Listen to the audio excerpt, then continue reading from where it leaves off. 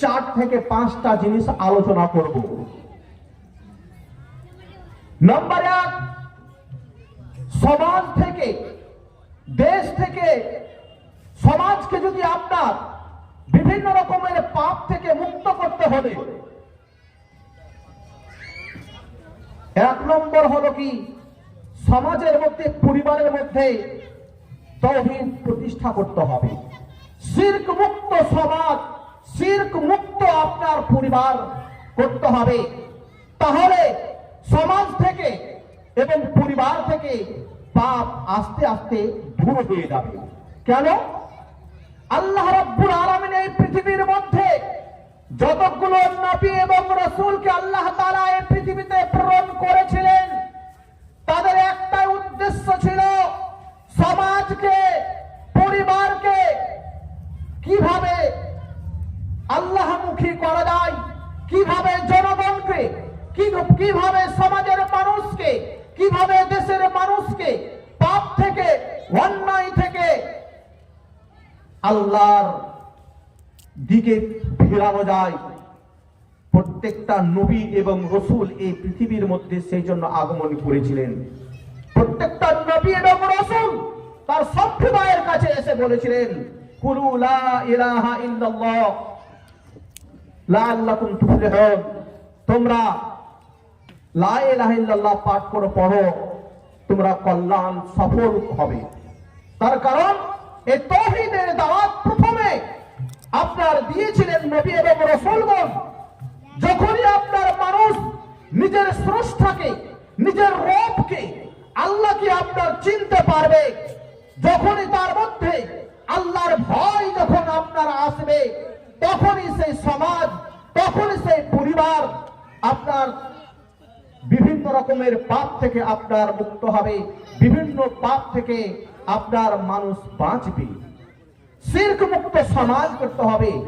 শিরক আজকে আপনার সমাজের মধ্যে অহরহ আপনার ছড়াছড়ি রয়েছে, যার কারণে সমাজের মধ্যে বিভিন্ন মানুষ বিভিন্ন শিরকের মধ্যে আপনার জড়িত হয়ে যাচ্ছে।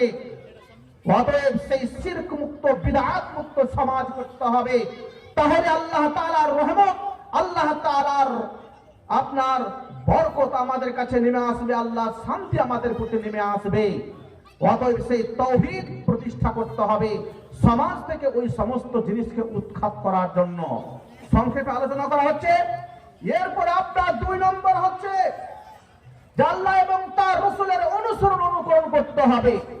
সমাজের মধ্যে, পরিবারের মধ্যে আল্লাহ তাআলার নির্দেশ, রাসূল সাল্লাল্লাহু আলাইহি ওয়াসাল্লামের সুন্নাত তরিকাকে, আদর্শকে সমাজের প্রত্যেকটা ক্ষেত্রে, পরিবারের প্রত্যেকটা ক্ষেত্রে বাস্তবায়ন করতে হবে।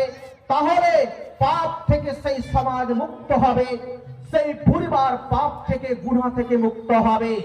আজ সমাজের মধ্যে, পরিবারের মধ্যে আল্লাহর রাসূল সাল্লাল্লাহু আলাইহি ওয়াসাল্লামের সুন্নাত তরিকাকে বর্জন করে দেওয়ার কারণে, আল্লাহর রাসূল সাল্লাল্লাহু আলাইহি ওয়াসাল্লামের আদর্শকে ভুলে যাওয়ার কারণে আজ সমাজ, পরিবার পাপের মধ্যে জড়িত হয়ে যাচ্ছে।